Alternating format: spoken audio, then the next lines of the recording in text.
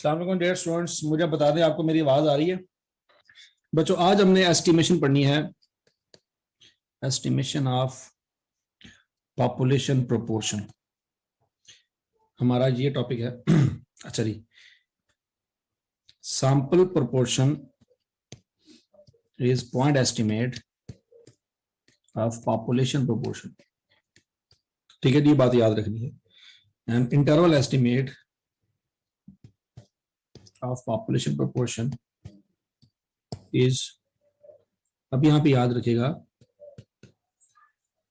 हमने x bar minus mu over sigma over N under root पढ़ा। ये सारा अब कन्वर्ट होने जा रहा है। एक्स बार की जगह आ जाएगा जी सैंपल प्रोपोर्शन, म्यू की जगह आ जाएगा जी पॉपुलेशन प्रोपोर्शन, और सिग्मा एक्स बार की जगह आ जाएगा P Q over N under root. अब आपको अच्छी तरह से याद होना चाहिए, sigma over N under root को हम कहते थे स्टैंडर्ड एरर। याद है कुछ कुछ?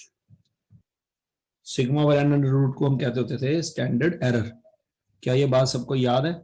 बता दो जरा, शाबाश। अब हम P Q over N under root, चूंकि इसकी जगह ये आ रहा है तो इसका नाम भी स्टैंडर्ड एरर होगा।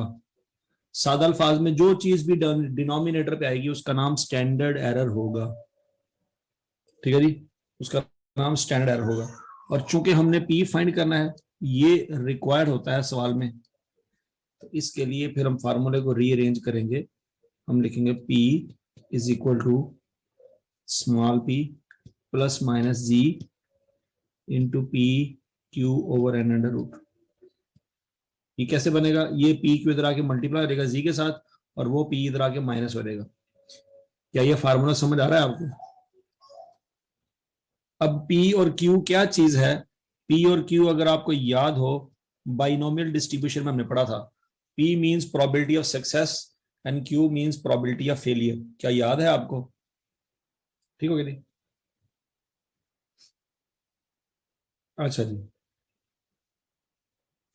अब सवाल आपको इसके ऊपर जो आएगा वो जरा सुन लें।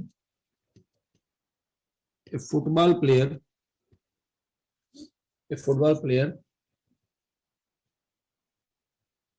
has made goal,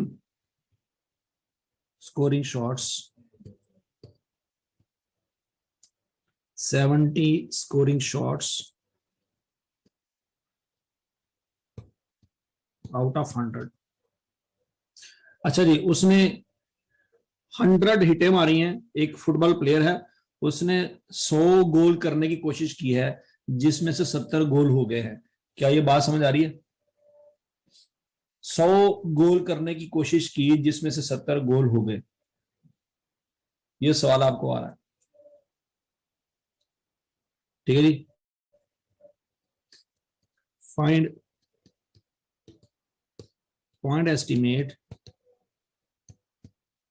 of his overall career,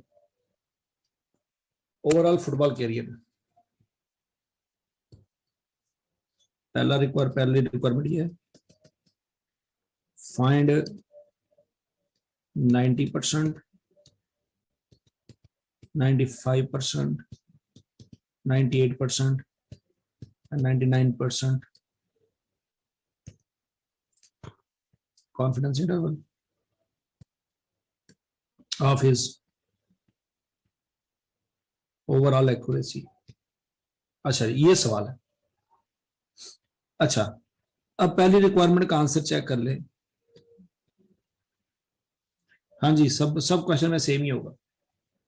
अच्छा, अब बच्चों मुझे बताओ, ये जो उसने 100 हिटें लगाई हैं, 100 हिटों में से उसने 70 स्कोर किया है। क्या ये उसकी 100 हिटें जो उसने लगाई थी, क्या ये पूरी जिंदगी के पूरे कैरियर की हिटें हैं या ये सैंपल है? ये सैंपल है। ठीक हो गया? तो point estimate of population proportion is equal to sample proportion and it is equal to x over n। मतलब 70 फेवरेबल आउटकम है डिवाइडेड बाय टोटल आउटकम है 100, तो ये 0.7 हो जाएगा। क्या ये बात समझ आती है? क्योंकि 0.7 p है तो हम कह सकते हैं कि 0.7 ही कैपिटल पी है। उसकी पूरी जिंदगी का जो कैरियर है उसकी एक्यूरेसी 70% है। क्या ये बात समझ आती है? अच्छा जी, अब बात करते हैं इंटरवल एस्टिमेट की। इंटरवल एस्टिमेट, अब आपको कॉन्फिडेंस इंटरवल चाहिए कितने परसेंट? 90%। तो 90% पे कॉन्फिडेंस इंटरवल क्या हो जाएगा? स्मॉल पी प्लस माइनस जी into P Q over N under root. ये चैप्टर नंबर 17 चल रहा है, 17। अच्छा, इसमें स्मॉल पी क्या आएगा जी? स्मॉल पी आ जाएगा 0.7।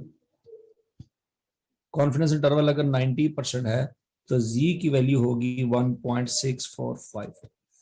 ठीक है जी, 1.645 इंटू स्मॉल पी है 0.7 तो क्यू हो जाएगा 0.3, एन है 100।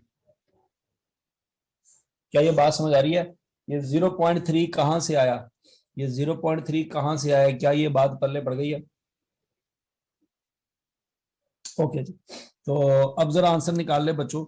इस सब को जमा करके, जमा माइनस करके मुझे बताओ कि क्या वैल्यू आती है जो हमने प्लस माइनस करनी है। बड़ी वैल्यू क्या आती है, छोटी वैल्यू क्या आती है? ये देखो फार्मूला मैंने पढ़ाया है, Q is equal to 1 - P। ये बाइनोमियल में पढ़ा हुआ था, 0.7753। Very good. और माइनस में क्या आता है? और अल्लाह के बंदों, मैंने जी की वैल्यू कल कई दिनों से बता रहा हूं कि जब 90% कॉन्फिडेंस इंटरवल होता है तो जी की वैल्यू क्या होती है? 90% कॉन्फिडेंस इंटरवल पे 1.645 होती है। तो अब आप इतने दिनों के बाद ये बात पूछे तो कितनी मतलब awkward किस्म की बात है।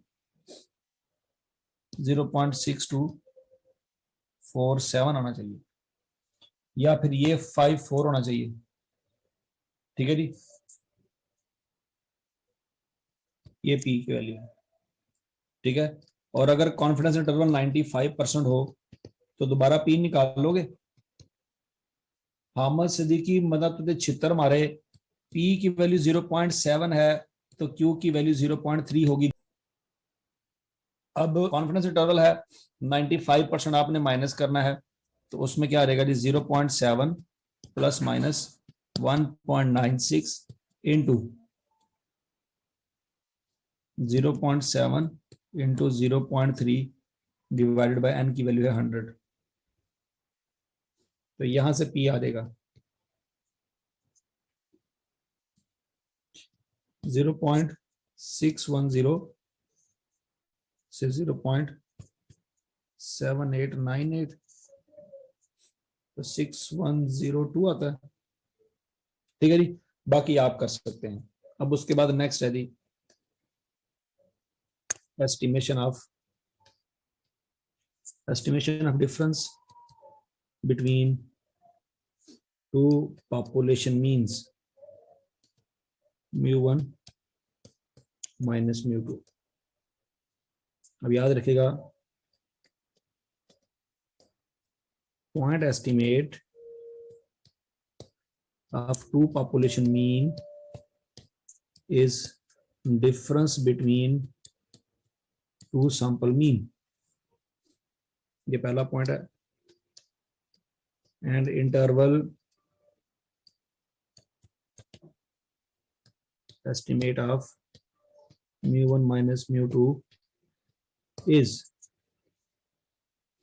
अब z का फार्मूला जो बनता है वो x bar minus mu over sigma over N under root से थोड़ा सा चेंज हो जाएगा। अब x बार की जगह आ जाएगा x1 बार माइनस x2 बार, म्यू की जगह आ जाएगा mu1 माइनस mu2, और sigma over N under root की जगह आ जाएगा सिग्मा 1 का square over n1 plus sigma 2 का स्केयर ओवर n2।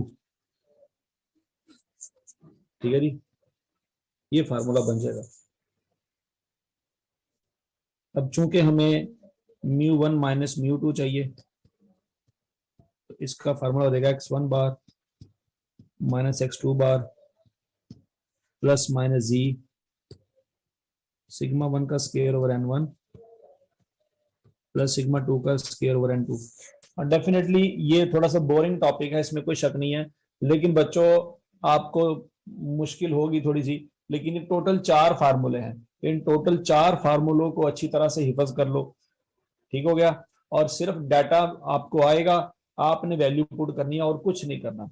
ये वो चैप्टर है जिसमें सोचने समझने की जरूरत बिल्कुल नहीं है, जस्ट फार्मूला याद रखना है और इस फार्मूले में वैल्यू पुट करनी है बस, और कुछ नहीं करना। 2 स्टेप का सवाल है, टोटल 2 स्टेप का सवाल है। अल्लाह अल्लाह खैर सलाह, बस फार्मूला याद रखना और उसमें वैल्यूज पुट करनी है बस।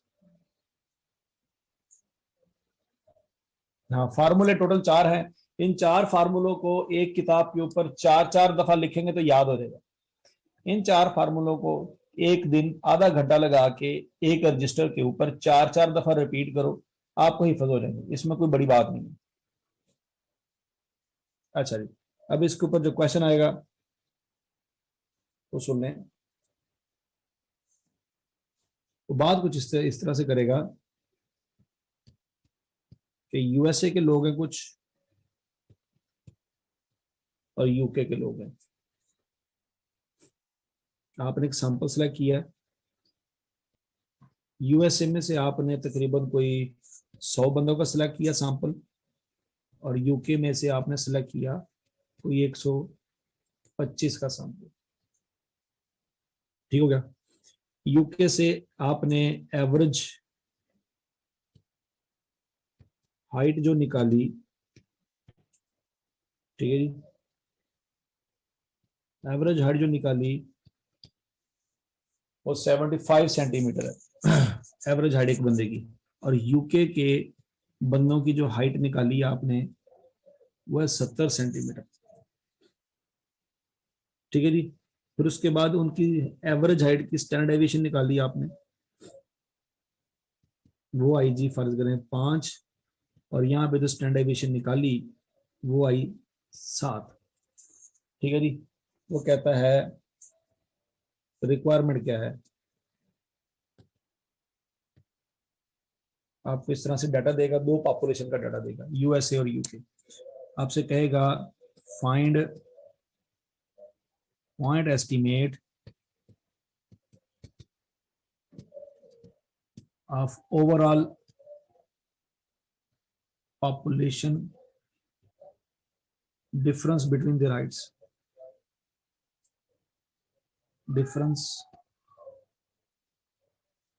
Between Heights. अब चूंकि ये सैंपल सिलेक्ट किया है, यूएसए में 100 बंदा नहीं रहता, यूके में 125 बंदे नहीं रहते, ये हमने सैंपल सिलेक्ट किया है। और वो कह रहा है कि पूरी पॉपुलेशन के बारे में बताओ क्या स्टेटमेंट है, पूरी पॉपुलेशन के बारे में। तो पूरी पॉपुलेशन का मतलब है μ1 माइनस μ2 पूछ रहा है, एक तो ये पूछ रहा है। दूसरा पूछ रहा है आपसे find 95% confidence interval of difference between the two heights। ये कह रहा है बस, और कुछ नहीं कह रहा।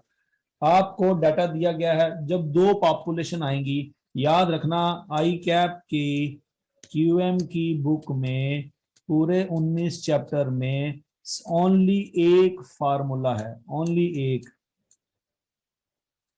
सिर्फ एक फार्मूला है जिसमें 2 पॉपुलेशन यूज होती हैं। इससे पहले आपने कभी 2 पॉपुलेशन का कोई फार्मूला नहीं पढ़ा। जैसे ही सवाल में आपको 2 पॉपुलेशन नजर आए तो आपने सोच लेना है कि 19 चैप्टर में सिर्फ एक चैप्टर नंबर 17 है जिसमें 2 पॉपुलेशन आती हैं। क्या ये पहचानने में आसानी रहेगी आपको?